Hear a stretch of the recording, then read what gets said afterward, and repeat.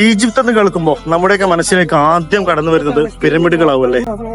അതെ, ലോകത്തെ അമ്പരപ്പിച്ച ലോകാത്ഭുതങ്ങളിൽപ്പെട്ട പിരമിഡ് സ്ഥിതി ചെയ്യുന്നത് ഈജിപ്തിലാണ്. അനേകായിരം വർഷങ്ങൾക്ക് മുന്നേ ഇതുപോലെ ഒരു പിരമിഡ് ഇവിടെ നിർമ്മിക്കണമെങ്കിൽ, അല്ലെങ്കിൽ നിർമ്മിക്കുന്നതിന് വേണ്ടി ആയിരക്കണക്കിന് ലക്ഷക്കണക്കിന് മനുഷ്യരുടെ വിയർപ്പിന്റെയും കഠിനാധ്വാനത്തിന്റെയും 1000 കഥകൾ പറയുവാനുണ്ടാവും ഈ മരുഭൂമിയിലെ മണൽത്തരികൾക്ക്. പക്ഷെ ഇതൊന്നും അറിയാതെ ഇതെങ്ങനെ നിർമ്മിക്കപ്പെട്ടു എന്നുള്ള ദുരൂഹത ഇന്നും നിലനിർത്തിക്കൊണ്ട് ആകാശം മുട്ടെ അങ്ങനെ തലയോർത്തി നിൽക്കുകയാണ് ദ ഗ്രേറ്റ് ഗിസ പിരമിഡ്.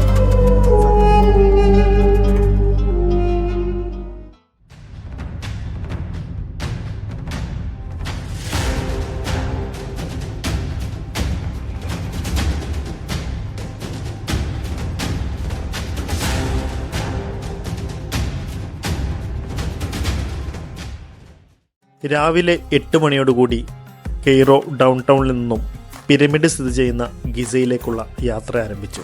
ആകാംക്ഷയും കൗതുകവും നിറഞ്ഞ നൈൽ നദിക്കരികിലൂടെയുള്ള അതിമനോഹരമായ യാത്ര. കെയ്റോയിലെ ഡൗൺ ടൗണിൽ നിന്നും പിരമിഡ് സ്ഥിതി ചെയ്യുന്ന ഗിസയിലേക്ക് ഏകദേശം 30 മിനിറ്റോളം യാത്ര ചെയ്യുവാനുണ്ട്. സ്കൂളിലെ ചരിത്ര പുസ്തകത്തിൽ മാത്രം വായിച്ചറിഞ്ഞ പിരമിഡുകൾക്കരികിലേക്ക് അടുക്കും തോറും കൗതുകം കൂടി വരുന്നുണ്ട്.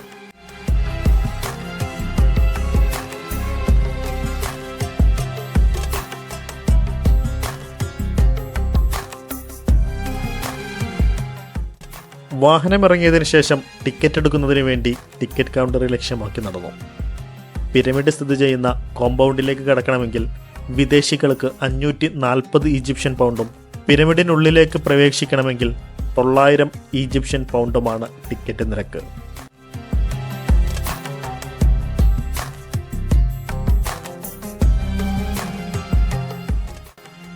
ഇവിടെ സെൽഫ് സർവീസ് ഉണ്ടായതുകൊണ്ട് തന്നെ അധികം ക്യൂ നിൽക്കാതെ ഞങ്ങൾക്ക് ഒഴിവാകാൻ സാധിച്ചു.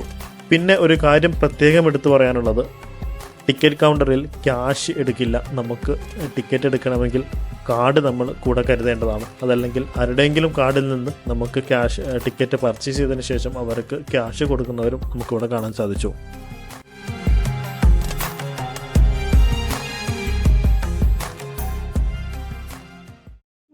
വളരെ പെട്ടെന്ന് തന്നെ ടിക്കറ്റ് എടുത്ത് ഈ ഗേറ്റിലൂടെ ഞങ്ങൾ പിരമിഡ് സ്ഥിതി ചെയ്യുന്ന കോമ്പൗണ്ടിലേക്ക് പ്രവേശിച്ചു. നമ്മളിപ്പോൾ കണ്ടുപിടിച്ചതാണ് പഞ്ചവടക്ക് പോകാനായിട്ടായിരുന്നു. ഒരു ഏകദേശം 5-6 ദിവസമായി ഇവരിവിടെ. എന്തായാലും നമുക്ക് കാണാം. ആകസ്മികമായി കണ്ട മലയാളിയായ സുഹൃത്ത് സ്വന്തം നാടായ വയനാട്ടുകാരനെന്നറിഞ്ഞപ്പോൾ സന്തോഷം തോന്നി.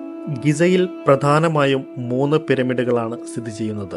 ഒന്നാമത്തേത് കുഫു എന്ന ഫറോവയുടെയും, രണ്ടാമത്തേത് അദ്ദേഹത്തിന്റെ മകനായ കാഫ്രയുടെയും, മൂന്നാമത്തേത് കാഫ്രയുടെ മകനായ മെൻക്യൂർ എന്ന ഫറോവയുടേതുമാണ്. ഇതിൽ ഈ കാണുന്നതാണ് ഗിസയിലെ ഏറ്റവും വലിയ പിരമിഡ്.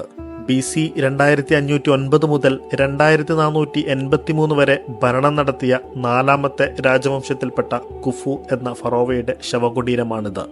പുരാതന ഈജിപ്തിലെ ഏറ്റവും വലിയ ഫറോവയും കൂടിയായിരുന്നു ഇദ്ദേഹം. പുരാതന കാലത്തെ 7 ലോകാത്ഭുതങ്ങളിൽ ഇന്നും നിലനിൽക്കുന്ന ഒരേയൊരു നിർമ്മിതിയാണ് ദി ഗ്രേറ്റ് ഗിസ പിരമിഡ്. ആയിരക്കണക്കിന് വർഷങ്ങളായ സമാനതകളില്ലാത്ത എഞ്ചിനീയറിംഗിന്റെ അവശേഷിക്കുന്ന ഒരു അത്ഭുതം കൂടിയാണിത്.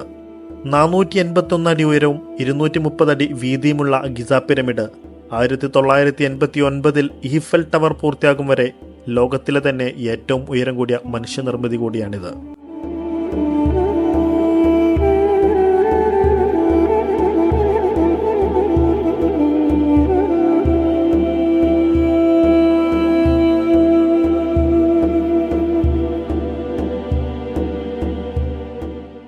നമ്മള് പുസ്തകങ്ങളിലും അതുപോലെ മറ്റേ ഡോക്യുമെന്ററി വീഡിയോകളിലൊക്കെ ആയിട്ട് പിരമിഡുകൾ നമ്മൾ ഒരുപാട് കണ്ടിട്ടുണ്ട്.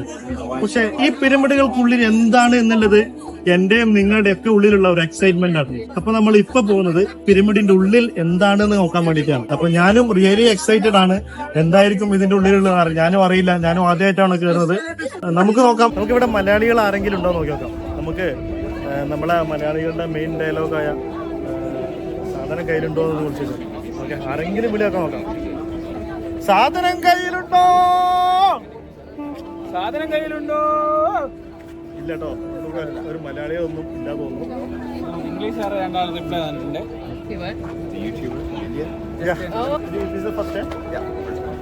How about your experience? Did you visit any other historical places? No, we just got here. We've seen the Fairmont. and that's it. So far. We just got This to is the like our first day. When you came here, How long have you been here? yesterday. Yeah, We you just slept left most Yeah. of it's the the first day. day. Yeah, and we slept. Yeah, we slept all day because it was like what 20 some hours flying. We're from Canada. Yeah, you guys came from Canada, right? Yeah. What's your name? Good name? Matt. Matt. Yeah. What's your name? Michelle.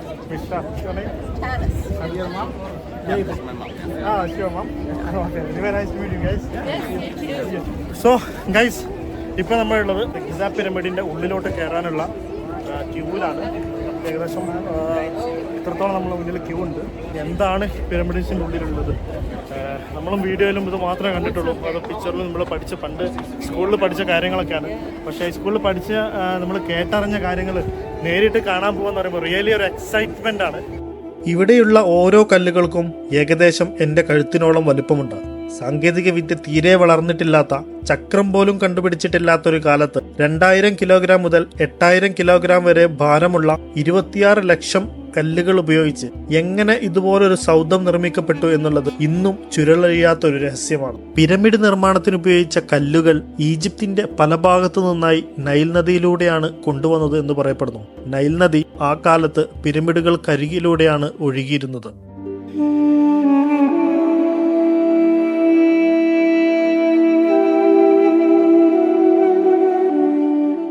പിരമിഡിന്റെ പ്രധാന കവാടത്തിലൂടെ ഞങ്ങൾ ഉള്ളിലേക്ക് പ്രവേശിച്ചു. ഒരാൾക്ക് അനായാസം സഞ്ചരിക്കാവുന്ന നടപ്പാത. Cement പോലും കണ്ടുപിടിക്കപ്പെടാത്തൊരു കാലത്ത് 4500 വർഷങ്ങളായിട്ട് ഒരു കേടുപാടും കൂടാതെ ഈ കല്ലുകൾ ഇങ്ങനെ നിലനിൽക്കണമെങ്കിൽ എന്ത് മെറ്റീരിയലാവും അവർ ഉപയോഗിച്ചിട്ടുണ്ടാവുക എന്നത് ഞങ്ങളെ ആശയക്കുഴപ്പത്തിലാക്കി.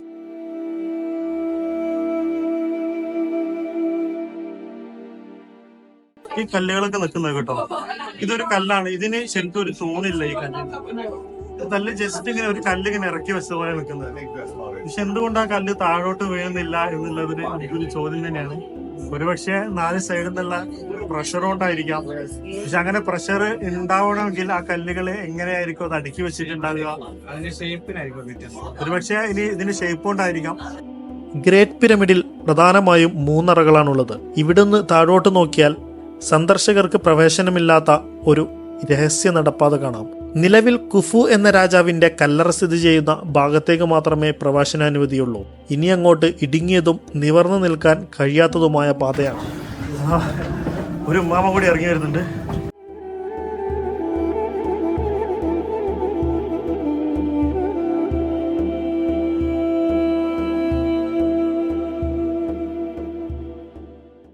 ആൾക്കാർക്ക് നേരിട്ട് ഇറങ്ങാൻ പറ്റാത്തതുകൊണ്ട് തിരിഞ്ഞു നിന്നിട്ടാണ് ഇറങ്ങുന്നത്.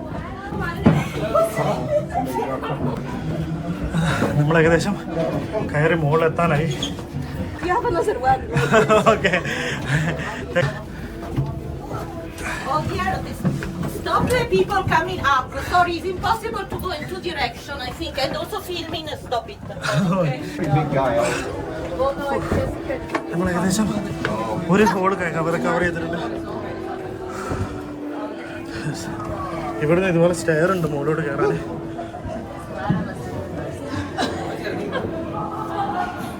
ഹായ്, എങ്ങനെയുണ്ട്? നല്ല അടിപൊളി എക്സ്പീരിയൻസാ. ഇനി ഇതുപോലെ ചെറിയ പടികളായിട്ട് അടിച്ചു വെച്ചിട്ടുണ്ട്. അങ്ങോട്ട് നോക്കി, ഉള്ളിലോട്ട് നോക്കി. അമേസിംഗ് എന്ന് പറഞ്ഞാൽ ഭയങ്കര അമേസിംഗ്. ഇവിടെ അത്യാവശ്യം ഹൈറ്റ് ഉണ്ട്. നമുക്ക് പിന്നെ നടന്നു വരാനുള്ള എണീറ്റ് നിന്ന് നടക്കാനുള്ള സൗകര്യമുണ്ട്.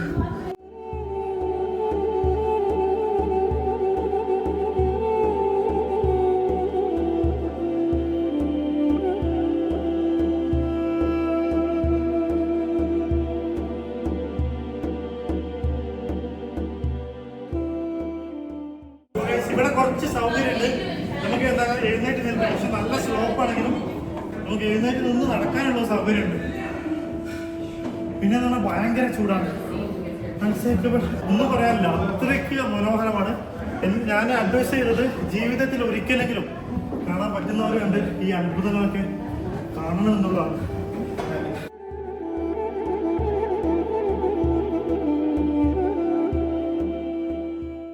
ഇതിലൂടെ നമ്മൾ വീണ്ടും നേരത്തെ വന്നപോലെ കുനിഞ്ഞു വന്നു.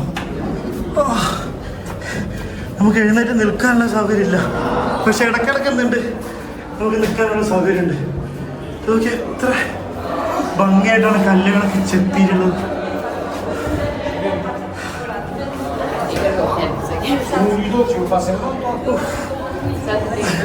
ഒന്ന് പൊന്തിയാൽ നമ്മുടെ തല മുട്ടും.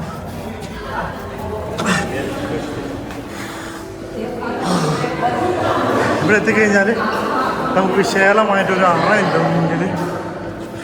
ആദ്യം അദ്ദേഹം പറഞ്ഞു നമുക്ക് വീഡിയോ എടുക്കാൻ പാടില്ല, പക്ഷെ നമ്മളെന്താക്കി അദ്ദേഹത്തിന് ചെറിയൊരു കൈമടക്ക് കൊടുത്തപ്പോൾ അദ്ദേഹം പറഞ്ഞു വീഡിയോ എടുത്തോളം പറഞ്ഞു.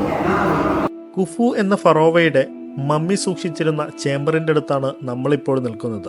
മരണാനന്തര ജീവിതത്തിൽ വിശ്വസിച്ചിരുന്ന അന്നത്തെ മനുഷ്യർ മരണശേഷം ശരീരത്തിൽ നിന്നും പ്രധാനപ്പെട്ട ഓർഗൻസ് നീക്കം ചെയ്ത് ശരീരം സുഗന്ധദ്രവ്യങ്ങളും മറ്റും ഉപയോഗിച്ച് മമ്മിഫിക്കേഷൻ ചെയ്ത് സൂക്ഷിക്കുമായിരുന്നു. മമ്മിയോടൊപ്പം ശരീരത്തിൽ നിന്നും നീക്കം ചെയ്ത ഓർഗൻസ്, അതുപോലെ ഇവർ ഉപയോഗിച്ചിരുന്ന വസ്തുക്കൾ, വിലപിടിപ്പുള്ള സ്വർണ്ണാഭരണങ്ങൾ എന്നിവ മമ്മിയുടെ കൂടെ അടക്കം ചെയ്യുമായിരുന്നു. കുഫു എന്ന ഫറോവയുടെ മമ്മി സൂക്ഷിച്ചിരുന്ന സ്ഥലമാണ്. അദ്ദേഹത്തിന്റെ പേരിലുള്ളതാണ് ഗിസ പിരമിഡ് എന്ന് പറയുന്നത്. അതുപോലെ എടുത്തു പറയേണ്ട ഒരു കാര്യം എന്ന് പറഞ്ഞാൽ അദ്ദേഹത്തിന്റെ മമ്മി എവിടെയാണെന്നോ എന്താണെന്നോ ഇതുവരെ അറിയില്ല. കാരണം ഇത് കണ്ടുപിടിക്കപ്പെടുന്നതിന് മുന്നേ തന്നെ അദ്ദേഹത്തിന്റെ മമ്മിയൊക്കെ മോഷ്ടിക്കപ്പെട്ടിട്ടുണ്ട്. ഇവിടെയുള്ള ഒരുപാട് വിലപിടിപ്പുള്ള വസ്തുക്കളും കാര്യങ്ങളൊക്കെ മോഷ്ടിക്കപ്പെട്ടിട്ടുണ്ട്. ഇതിൻ്റെ ഉള്ളിൽ ഇപ്പോൾ കാണപ്പെട്ടിട്ടുള്ള വെച്ച് ഇതിൻ്റെ ഉള്ളിൽ ഈ ഒരു അറ മാത്രമേ ഇതിൻ്റെ ഉള്ളിലുള്ളൂ. ഇപ്പോൾ നമ്മൾ തിരിച്ചു പോവുകയാണ്.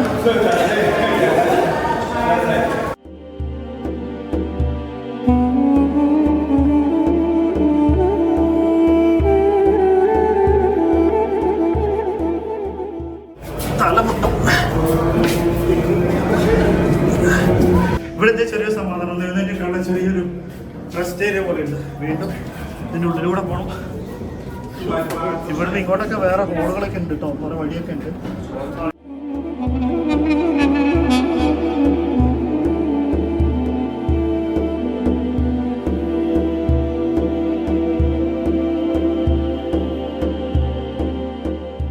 വളരെ കെയർഫുള്ളായി ഇറങ്ങേണ്ടി വരും. സ്റ്റെപ്പിന് മേലെ ഒരു കമ്പി മാത്രമേ ഉള്ളൂ. ഇവിടെ നിങ്ങളൊന്നും തെറ്റിപ്പോയിക്കുണ്ടെങ്കിൽ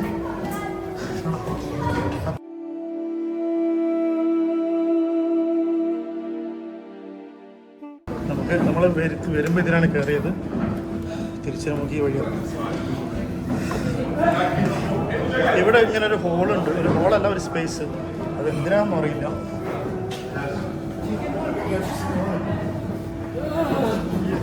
എന്തിനാന്നല്ല കേട്ടോ. അതിൻ്റെ ഇവിടെ നിന്ന് അങ്ങോട്ട് ഉള്ളിലോട്ട് വഴിയുണ്ട്, പക്ഷെ അത് നമുക്ക് ക്ലോസ് ആണ്. അങ്ങോട്ട് കയറാനുള്ള ഓപ്ഷൻ ഇല്ല. കണ്ടോ, ഇങ്ങനെ വേണം ഇതിന് മുകളിലോട്ട് കയറുക. കംപ്ലീറ്റ്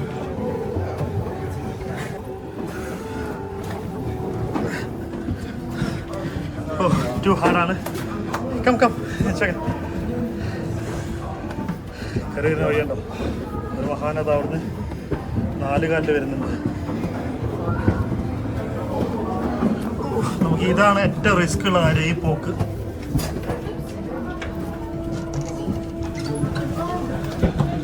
അതുപോലെ ഇത്രയും വലിയ പിരമിഡിനുള്ളിൽ എന്തുകൊണ്ടാണ് ഇത്രയും ചെറിയ ഇടുങ്ങിയ നിവർന്നു നിൽക്കാൻ പോലും കഴിയാത്ത രൂപത്തിലുള്ള ഇടനാഴി നിർമ്മിച്ചത് എന്ന് നമ്മുടെയൊക്കെ ഒരു സംശയമായിരിക്കും. അന്നത്തെ രാജാക്കന്മാര് മരണശേഷം തങ്ങളുടെ അടുത്തേക്ക് വരുന്നവര് വളരെ റെസ്പെക്റ്റോടും തലകുനിച്ചുമായിരിക്കണം വരേണ്ടത് എന്ന് കരുതിയാണ് അവര് ഇതുപോലെ ഇത്രയും ചെറിയ ഒരു നടപ്പാത സ്വീകരിച്ചത് എന്നാണ് ഒരു രസകരമായ ഐതിഹ്യമുള്ളത്.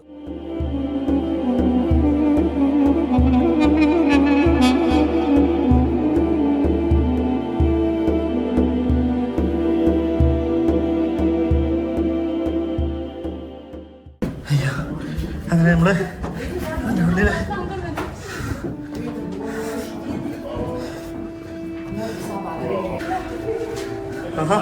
how about the experience, Sadiq? Very well. Very what you call I don't get the words because it is very amazing building. ആള് പറയുന്നത് അദ്ദേഹത്തിന് പിന്നെ വേർഡ്സുകളില്ലാന്ന് എക്സ്പ്ലെയിൻ ചെയ്യാൻ. നമുക്ക് പോവല്ലോ അവർക്ക്. Okay, Let's go. Okay. To explore the surrounding the pyramids. ഓ ശരി രാജാവേ. പിരമിഡിന്റെ ഉള്ളിൽ എന്താണെന്ന് ഇപ്പൊ കണ്ടില്ലേ. ഏകദേശം 15 മുതൽ 30 വർഷത്തോളം ഇവിടെയുള്ള ഓരോ പിരമിഡിനും ഇത് നിർമ്മിക്കാനുള്ള ടൈം എടുത്തിട്ടുണ്ട്. ഈ ഗിസ പിരമിഡില് 10,000-കണക്കിന് മനുഷ്യര് 20 വർഷത്തോളം എടുത്തുകൊണ്ട് അതുപോലെ 23 ലക്ഷം കല്ലുകൊണ്ടാണ് ഇതുപോലുള്ളൊരു പിരമിഡ് നിർമ്മിച്ചിട്ടുള്ളത്. അപ്പൊ നമുക്ക് ആലോചിച്ചാൽ മതി, ഇത്രയും വലിയ 23 ലക്ഷം കല്ലുകൾ എന്ന് പറയുമ്പോൾ ഇത് അന്ന് കൊണ്ടുപോകാനുള്ള യാന്ത്രികമായിട്ടുള്ള മറ്റു വാഹനങ്ങളോ അതുപോലത്തെ മറ്റു ക്രെയിനുകളോ ഒന്നും ഇല്ലാത്തൊരു കാലത്ത് അന്ന് നൈൽ നദിയിലൂടെയാണ് ഈ കല്ലുകൾ കൊണ്ടുവന്നതെന്ന് പറയുന്നത്. എങ്ങനെയാണ് ആ കല്ല് കൊണ്ടുവന്നത്, എങ്ങനെയാണ് ഇത്ര മുകളിലോട്ട് അത് കൊണ്ടുപോയി വെച്ചതെന്നൊക്കെ ഇന്നും ഒരു ചുരുളഴിയാത്ത രഹസ്യമായിട്ട് തന്നെ അവശേഷിക്കും. ഇപ്പൊ നമ്മളെ Algeria. What's your name? Fithi. How would your experience about the pyramids? Also, how about the inside experience? Near-death experience. This is your first time? First time, yeah. Yeah, sure. അപ്പൊ നമ്മള് പിരമിഡ്സിൽ നിന്ന് ഇറങ്ങിയിട്ടുണ്ട്. നമുക്ക് ഇതിലൂടെ ചാടാൻ വഴിയില്ല കേട്ടോ, ഇതെല്ലാം വഴി തോന്നും.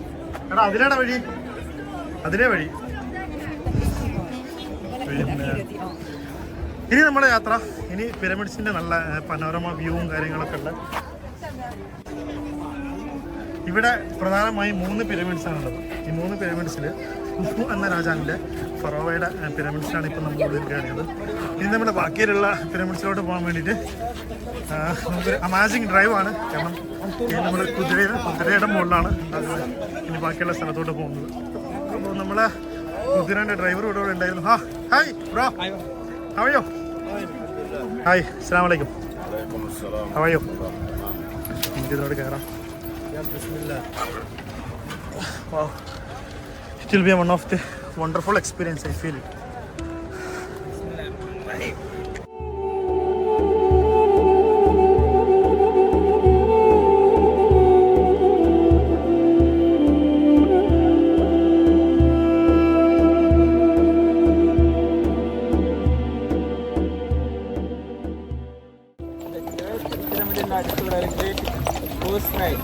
അടിപൊളി യാത്രയാണ്. ഇത് വളരെ നല്ല എക്സ്പീരിയൻസ് ആണ്. ഇവിടുത്തെ വിഷയം എന്ന് വെച്ച് കഴിഞ്ഞാൽ പറ്റിക്കപ്പെടും. നമ്മൾ ഈ ഹോഴ്സ് റൈഡ് എന്ന് പറഞ്ഞു കഴിഞ്ഞാൽ ഒരുപാട് പറ്റിക്കപ്പെടൽ സാധ്യതയുള്ള ഒരു ഫീൽഡാണ്. കാരണം നമ്മുടെ ഫസ്റ്റ് പേര് പറയാം പെർ ഹെഡ് 800 ഈജിപ്ഷ്യൻ പൗണ്ട് ആവുന്നൊക്കെ പറയും. പക്ഷേ നമ്മൾ അവസാനം പറക്കുകയും ചെയ്ത് നമ്മൾ 2 പേര് കൂടി 500 ഈജിപ്ഷ്യൻ പൗണ്ടിനാണ് ഇപ്പോൾ വന്നത്. അപ്പോൾ നമ്മൾ മാക്സിമം ബർഗൈൻ ചെയ്യാം. കാരണം അവർ നല്ല എമൗണ്ട് കൂട്ടി പറയും. ഓക്കെ, പറ്റിക്കപ്പെടാൻ ഏറ്റവും കൂടുതൽ സാധ്യതയുള്ള ഒരു ഏരിയ കൂടിയാണ് ഹോഴ്സ് റൈഡ് എന്ന് പറയുന്നത്. ഇവിടെ എൻ്റെ ബാക്കിൽ കാണുന്നതാണ് കുഫു എന്ന ഫറോവയുടെ മകനായ കാഫ്ര എന്ന ഫറോവയുടെ പിരമിഡ്. BC 2520 നിർമ്മിക്കപ്പെട്ട 218 അടി ഉയരമുള്ള ഗിസയിലെ രണ്ടാമത്തെ വലിയ പിരമിഡ് കൂടിയാണിത്.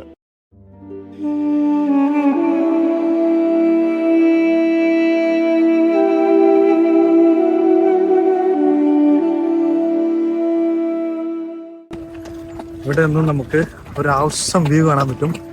ആ കാണുന്നതാണ് ഫസ്റ്റ് പിരമിഡ്, ഇത് സെക്കൻഡ് പിരമിഡ്, ഇത് 3ാമത്തെ പിരമിഡ്. ഈ 3 പ്രധാനപ്പെട്ട പിരമിഡുകളാണ് ഇവിടെ ഗിസയിലുള്ളത്. ഗിസയിലെ പിരമിഡുകളുടെ പനോരമ വ്യൂ കാണുന്നതിന് വേണ്ടിയാണ് ഞങ്ങൾ ഇവിടെ എത്തിയത്. കെയ്റോ നഗരത്തെ പ്രൗഢിയോടുകൂടി നോക്കി നിൽക്കുന്ന അതിമനോഹരമായ 3 മഹാസൗധങ്ങൾ.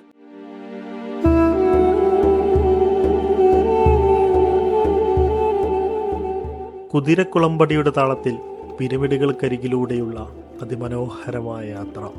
ദ ഗ്രേറ്റ് ഗിസ പിരമിഡ് എന്നറിയപ്പെടുന്ന ഏറ്റവും വലിയ പിരമിഡാണ് ആ കാണുന്നത്. ഇതിനടുത്തായിട്ട് തന്നെ 3 ചെറിയ പിരമിഡുകൾ കൂടെ കാണാൻ സാധിക്കും. അതിലൊന്ന് അദ്ദേഹത്തിൻ്റെ അമ്മയുടെയും മറ്റൊന്ന് അദ്ദേഹത്തിൻ്റെ ഭാര്യയുടെയും അടുത്തത് അദ്ദേഹത്തിൻ്റെ മകളുടേതുമാണെന്നാണ് പ്രബലമായ അഭിപ്രായം. ചരിത്രത്താളുകളിലൂടെ നമ്മൾ വായിച്ചറിഞ്ഞ ഈജിപ്തിലെ ചരിത്ര സ്മാരകങ്ങൾ ഇന്നും ഒരു നിഗൂഢത മാത്രമായി അവശേഷിക്കുകയാണ്. മനുഷ്യന്റെ തലയും സിംഹത്തിന്റെ ഉടലുമായി ഒറ്റക്കല്ലിൽ നിർമ്മിക്കപ്പെട്ട സ്പിങ്സ് എന്ന ശില്പത്തിന്റെ വിശേഷങ്ങളുമായി അടുത്ത എപ്പിസോഡിൽ വീണ്ടും കാണാം. വീഡിയോ ലഭിക്കുന്നതിന് സബ്സ്ക്രൈബ് ചെയ്യാൻ മറക്കരുതേ എന്ന് വീണ്ടും ഓർമ്മിപ്പിക്കുന്നു.